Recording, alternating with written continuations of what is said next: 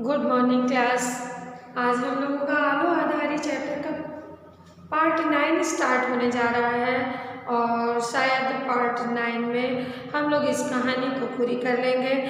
और इसके पहले बेबी ने पार्ट 1 पार्ट 2 के माध्यम से हमने पार्ट 1 to 8 के माध्यम से आपको बेबी हालदार की पूरी कहानी भेज चुकी हूँ, जिसे आप सभी पार्ट पढ़ेंगे तभी समझ पाएंगे। किसी एक पार्ट को पढ़ने से नहीं समझ पाएंगे और समझने का प्रयास करें। सभी पार्ट को अच्छे से बैठ करके एकांत में सुने और सुन करके समझें कि बेबी हालदार के जीवन की गाथा कैसी थी और किस तरह से वो आगे बढ़ती हैं, क्या क्या कठिनाइयाँ उनके जीवन में आई।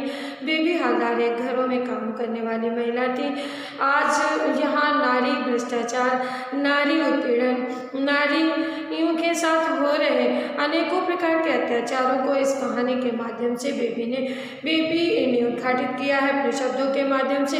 बेबी के पति होते हुए भी बेबी को घर घर काम करने जाना पड़ता था, घर का चूल्हा चौका करना पड़ता था। अपना स्वयं का काम करने के पश्चात उन्होंने किस तरह से लेखनी को संभाला, तातुस ने उन्हें प्रोत्साहित किया, समय समय पर उनकी सहायता किया, यथासंभव मदद करने का प्रयास किया, हर तरह से मदद किया, तब जाकर के बेबी का जीवन सफल हो सका। और आगे पार्ट 9 में देखते हैं हम लोग क्या है। मैं एक कुर्सी पर बैठ गई, चाय का गिलास टेबल पर रखकर अखबार देखने लगे। हठात तातुस बोले, बेबी तुम्हें हम लोगों के पास माने इस घर में आए हुए 1 वर्ष हो गया। तुम सोच कर देखो, मुझे बताओ तुम्हें कैसा लग रहा है, क्या क्या तुम्हें अच्छा लगा, क्या बुरा लगा। और 1 साल हो गया। तब तातुस ने पूछा उनसे, बेबी 1 साल हो गया तुम्हें हमारे पास आए हुए, ये बताओ 1 साल में तुमने जो अनुभव किया है वो कैसे बुरे क्या अच्छे अनुभव थे, सब मुझे बताओ। यहाँ आकर तुमने क्या कुछ सीखा। इतना कहकर तातुस फिर अखबार पढ़ने लगे। बेबी ने सोचा, भला ये भी कोई पूछने की बात है। उसने उनकी बात का कोई जवाब नहीं दिया। मैं जाकर खिड़की के पास खड़ी हो गई, आकाश की ओर देखने लगी। उसे अपनी माँ की याद आ गई और उसकी माँ की कितनी इच्छा थी कि उसके बच्चे पढ़ लिख कर अच्छे मनुष्य बने, लेकिन वैसा कहाँ हुआ। लिखना पढ़ना तो उसका हुआ नहीं था, फिर भी उसका महत्व वह ठीक ठीक समझती थी। जब तक उन लोगों के साथ रही तब तक पढ़ने के लिए उनके पीछे सारे समय पड़ी रहती थी। माँ आज होती उसे पता चलता मैं स्वयं लिखती हूँ, बेबी आज भी पढ़ना चाहती है, ये पढ़ लिख रही है, तो उसे इतनी खुशी, कितनी खुशी होती। आकाश की ओर देखती जैसे वह अपनी माँ से कहना चाहती है, माँ तुम एक बार आकर देख जाओ, मैं अभी भी लिखना पढ़ना चाहती हूँ।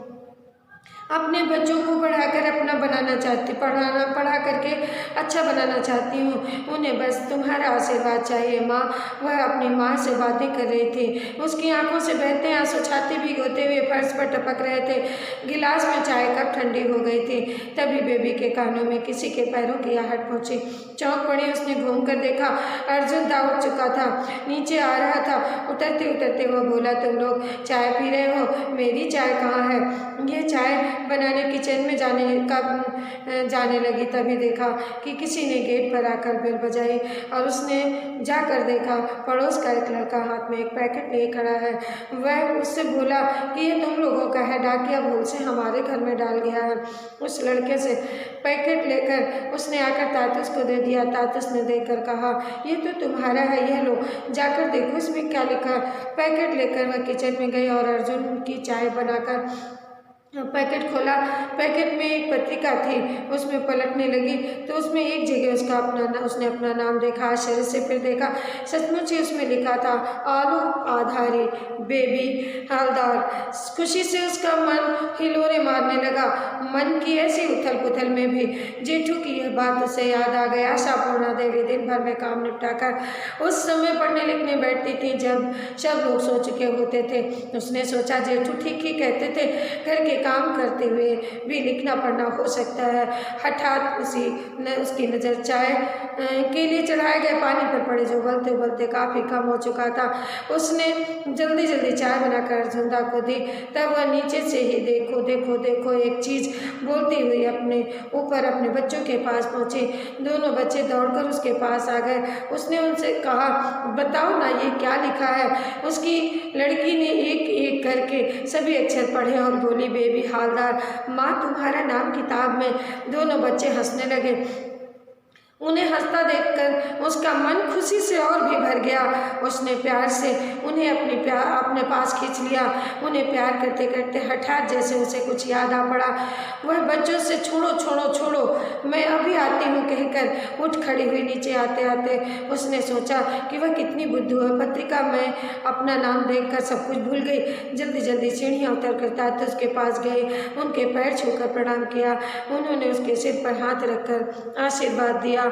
इस तरह से बेबी हालदार एक कामवाली से लेखिका बनी। सोचिए, एक महिला के जीवन में कितना संघर्ष होता है और वो किस तरह से समस्त तूफानों को पार करती हुई सफल होती है, और सफल अवश्य होती है। हर महिला के मन में ये जिज्ञासा होती है। इससे ही कहते हैं जीवन एक संघर्ष है। संघर्ष करते करते एक दिन सफलता हाथ लग ही जाती है, लेकिन जो हाथ में हाथ रखे बैठा रहता है उसके हाथ में कभी सफलता नहीं लगती है। इसलिए हमें मानव जीवन मिला है। मानव जीवन को पा करके हमें संघर्षरत रहना चाहिए, तभी हमारा जीवन सफल हो सकता है और मानव जीवन सफलता की ओर अग्रसर हो सकता है। जिस प्रकार बेबी हालदार ने अनेक परेशानियों को झेलते हुए अपने जीवन को सफल बनाया और एक कुशल लेखिका बन पाई, जिन्हें लिखना पढ़ना तक ठीक से नहीं आता था, जब वो बन सकती हैं तो हम लोग क्यों नहीं बन सकते हैं। जीवन में कोई भी कार्य दुर्लभ नहीं है बच्चों। जो भी हम करने के लिए ठान लेंगे वो अवश्य पूरा होगा। कुछ भी कठिन नहीं होता है। कठिन तो वही होता है जो मुझे आता नहीं है। जो मुझे आ गया वही सरल हो गया, वही सफल हो गया, वही सहज हो गया। धन्यवाद बच्चों।